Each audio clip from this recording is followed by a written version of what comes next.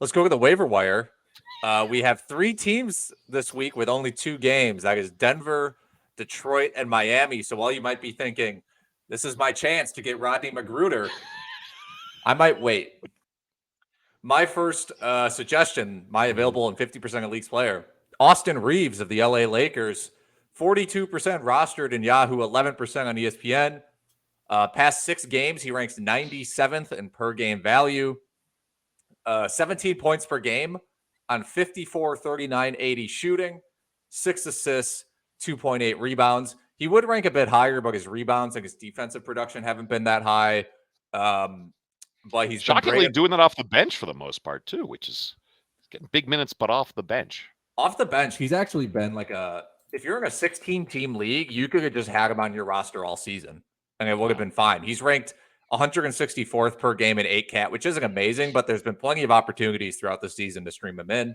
As long as LeBron's out, Reaves has been playing really well. But Lakers only have 3 games, right? So not amazing, but he's putting up 17 and 6 lately. So Ken, who's your guy? I'm going to go to Charlotte once again, but now it's for center Nick Richards, who's managed in 39% of Yahoo leagues, only 7% of ESPN. Charlotte has 4 games next week, and rookie Mark Williams, who we were plugging earlier, he's got a thumb issue. And I personally think they're just going to sit him for the rest of the year. Charlotte has nothing to play for. Hornets beat writer Roderick Boone said he was murky for returning this season. That doesn't sound good to me. Anyway, so back to Nick Richards. He's really their only viable center. And his per 36 numbers are almost 16 points, almost 12 boards, over 2 blocks a game, with great percentages, 62% from the field and 75% from the line, which for a center, that's great. So I like Nick Richards, especially for this 4-game week the Hornets have coming up. We saw Richards do it earlier in the season, but correct.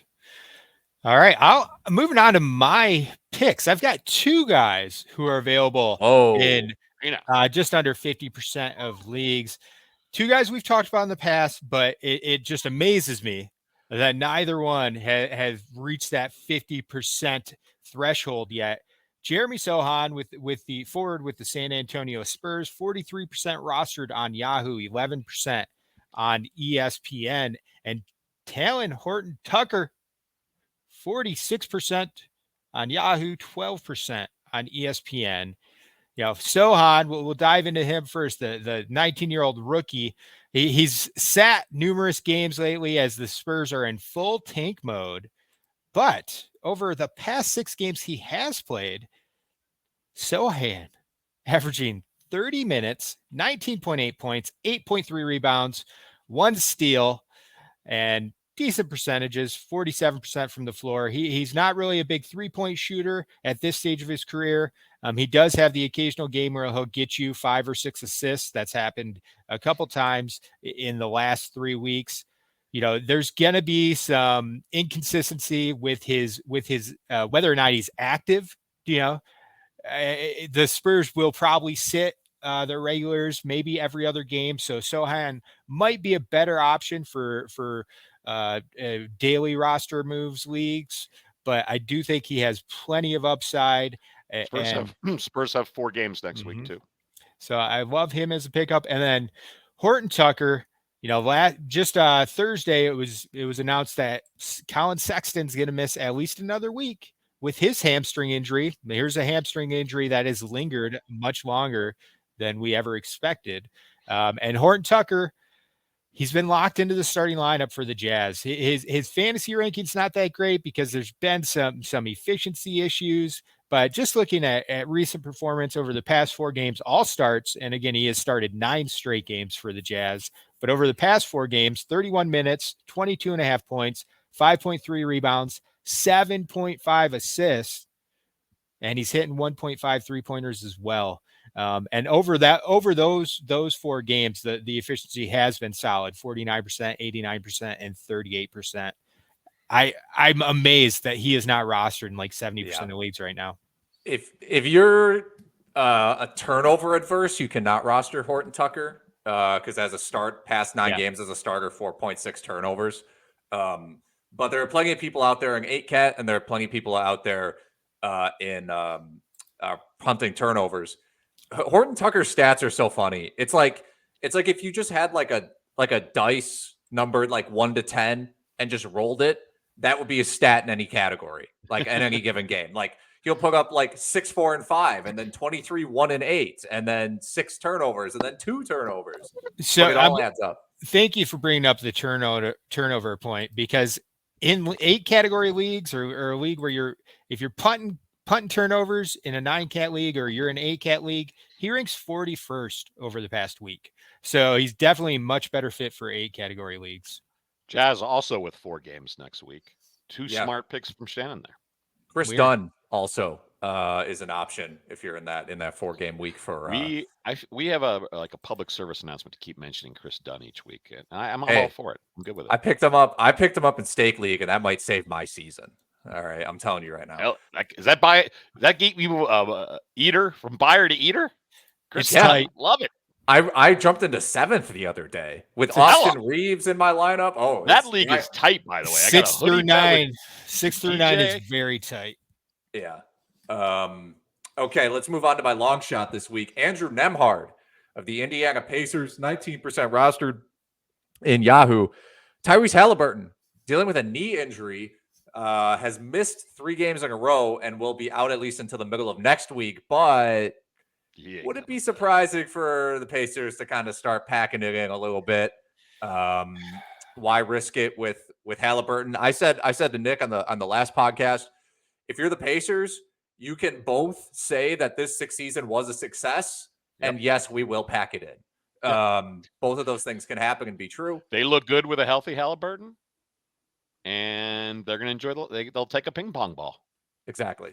Past 3 games from Nembhard, 19 points on 17 shots, 7 dimes and 3 boards. This is really good because there were points earlier in the season where he got the start and he was really passive, take like 8, 9 shots.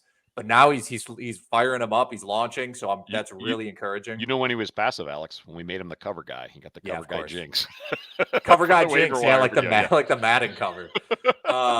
Pacers with 4 games next week, and we'll just roll right into your suggestion, Ken. Well, of course, because it's the Cockroach, TJ McConnell, who we promised to make a cover guy one week. This is the week, and it's really for all the reasons Alex said. Pacers have 4 games. Tyrese Halliburton, I think he's done for the season. They don't care if TJ McConnell plays too many minutes. They got nothing to lose. McConnell returned last night from a sore back where he missed a few games. He had a 19.12 assist game and a shocking win over the Bucks. Look, McConnell's always going to get you steals and dimes. Throw in a 3 or 2. If you need steals and assists, McConnell is your guy for the rest of the season, baby. He's only managing 23% of Yahoo leagues, probably because of that sore back, and only 9% of ESPN leagues. Thoughts, gentlemen, on the Cockroach? Well, that's another guy I picked up last week before we got this Halliburton news. I think I only got him because he was hurt, and I think people thought that he wasn't going to play. So you outbid me for him in the keeper league, in the RotoWire keeper league a few weeks ago. That really angered me. That was a while ago. My team is still mad. Team's falling apart. Okay, Shannon, get Shannon that trophy now. By the way, what's that long shot? We'll see. I mean, I'm most likely losing Halliburton for even longer stretch in that league. So we shall see. There's a theme here with our long shots because I'm going to Indiana as well. Another guy that we've mentioned, Jordan Nwora for the Indiana Pacers, 24-year-old forward.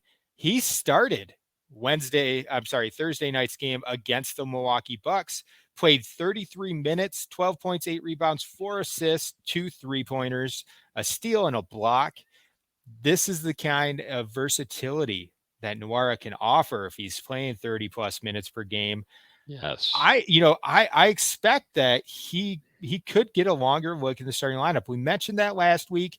It's good to see him reinserted in the starting lineup, especially with McConnell back in action, with Hield, with Turner return to action last night as well. So it was essentially Halliburton out, and they went with Nwora, slid Naismith down to the 3.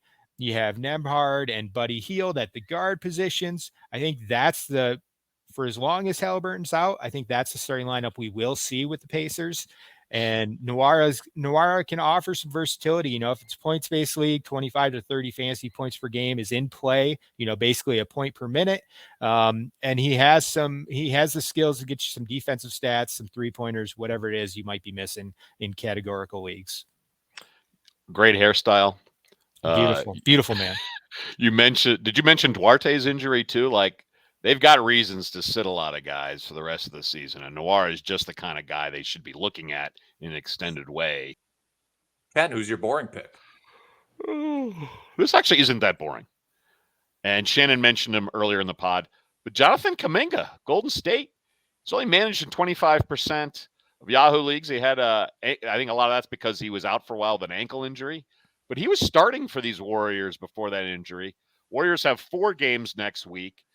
Draymond, we don't know how many, you know, we're going to not see Draymond because of these technical foul suspensions. He's not playing tonight, so you can pick him up in a quick, you know, daily league. Go for it. But Kuminga, widely available, good upside. Jonathan Kuminga is my boring pick of the week. He wouldn't be boring on any other team. He's kind of forced into a boring role with the Warriors, but that's my pick. Yeah, that's kind of how the Warriors roll. Try RotoWire free. Go to rotowire.com/try and unlock the paywall by putting in your email.